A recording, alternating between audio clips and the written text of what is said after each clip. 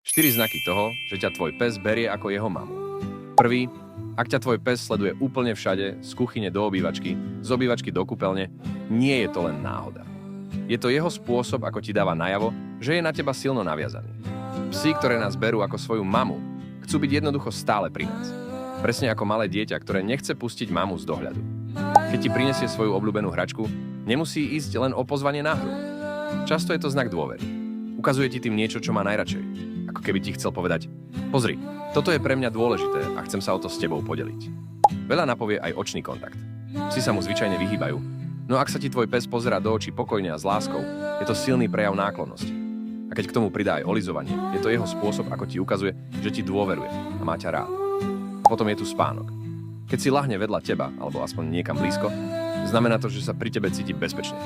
Spánok je pre psa chvíľa, kedy je najzraniteľnejší. A ak si na tento moment vyberie práve teba, je to jeden z najväčších prejavov dôvery.